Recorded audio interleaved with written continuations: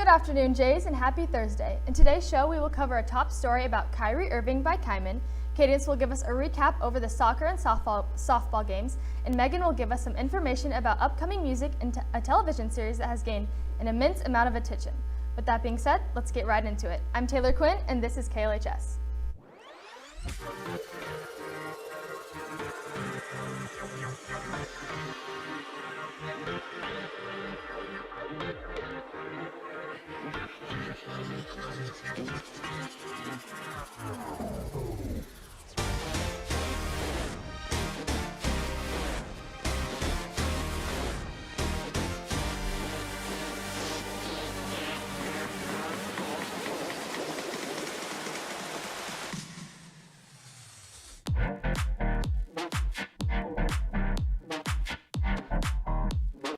Netflix employees plan to walk out after Netflix's decision to keep a controversial special, and Kyrie Irving receives backlash and loses permission to play or practice with the NBA. Good afternoon, Jays. My name is Kyman Warman, and I'm here with your top story. If you were tuned in with me earlier this week, we heard about Netflix's decision to keep a controversial Dave Chappelle special, where Chappelle was accused of transphobia, misogyny, and social irresponsibility.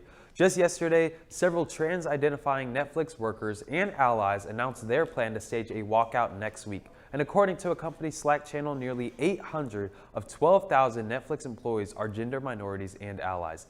Netflix hasn't commented on the planned walkout, but until then, of course, we will keep tracking the story and keep you updated on the latest.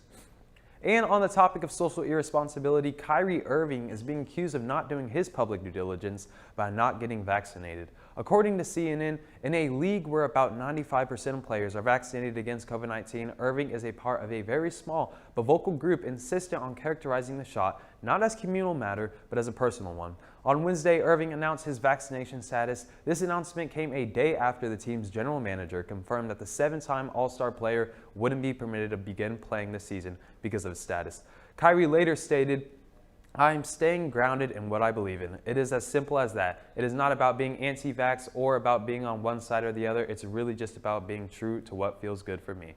That is all I have for your top story with KLHS. I'm Kyman Warman. Now back to Taylor. Thank you, Kyman, for that update. Now we have a lot of announcements today, so let's get started. First off, yearbook senior ads are due on Friday, October 22nd. Ads will no longer be sold after this date. Space is limited and they sell out every year.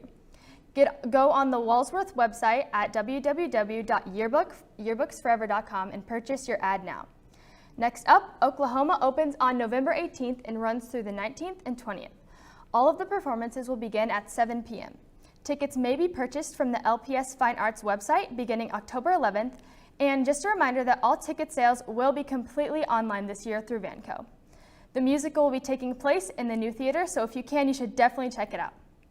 On to some sports news. The Liberty High School Athletic Department no longer accepts paper copies of the MSHA physicals, so parents must now use Privet to submit all physical information for their athlete. And MSHA physical forms are good for 2 years. Additionally, October 25th through 29th is MSHA Dead Week. There will be no team-organized workouts that week, but practice for basketball and wrestling will begin Monday, November 1st, as well as swim and dive practice beginning Monday, November 15th. Last up, after a week off, the Blue Jays will be back at the Suburban Gold Conference Championship at Ray Peck this Saturday, October 16th. This will be the last meet for the JV and C teams, and we look forward to a lot of big performances. Also, Jays, don't forget about that 2-hour early release we have on Friday, which means 30-minute classes with lunch being at the very end of the day. That's all the announcements I have for you today, so let's head over to Megan with some pop culture updates. What's up, Jays? I'm Megan Gifford here to bring you some of the hottest entertainment news today. What's better to start off with than new music from our beloved artist whose next album will be her first since 2015. Last week, Adele announced that her album 30 will be out on November 19th, but better yet, her single Easy on Me is going to be released tomorrow. And there's already a sneak peek of it on YouTube, so make sure to take a look. Lots of you may already be watching the very popular Netflix show Squid Games that was released on September 17th. Not only is it a crowd favorite, it's also Netflix's largest debut hit and breaking records with 111 million viewers. This 9-episode show follows contestants that compete in a violent competition, and with only one winner viable for the $38 million prize, everyone else who loses the series of games also loses with their lives. If somehow you haven't started watching Squid Games, make sure to go to check it out on Netflix. That's all I have for you today, Jays. I hope you have an amazing rest of your day. This has been Megan Gifford on KLHS. Happy Thursday, everyone. I'm Cadence Breyer here to give you the Blue Jay Sports Report. Starting off with the volleyball game on Tuesday against Blue Springs. They pulled out a win in the 5th set, 15-8. That is a very long volleyball game. Way to pull away, ladies. We can expect to see them play against Blue Springs South this evening at the Jaguars court. Good luck tonight. Softball won the district tournament on Tuesday 8-3. A big win for them over Park Hill. An amazing job. Last night, they played another district game against Liberty North and unfortunately were cut short, only losing by 1 run. 6-5 was the final score. We had quite the soccer game last night. The Jays and Eagles tied 2-2 at the end of regulation and went into 2 overtimes and eventually into penalty kicks. The Jays were defeated by the Eagles with a score of 6-5.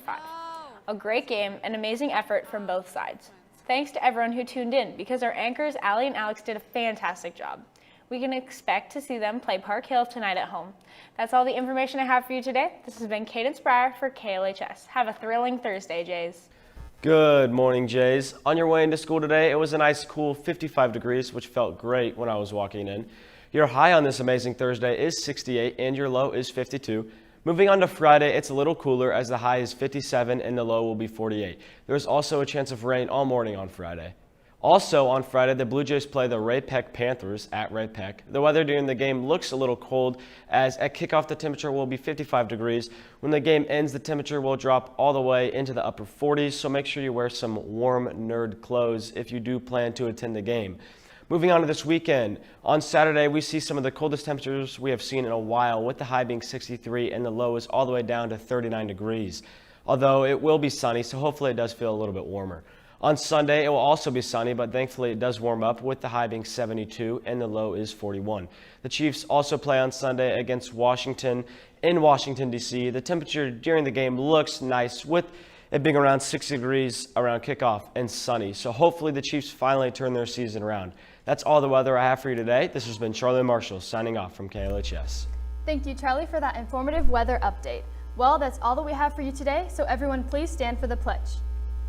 I pledge allegiance to the flag of the United States of America and to the republic for which it stands, one nation, under God, indivisible, with liberty and justice for all. Thank you so much for tuning into today's show. This has been Kyman Warman, Cadence Breyer, Megan Gifford, and Charlie Marshall. I'm Taylor Quinn. Have a thrilling Thursday, Jays.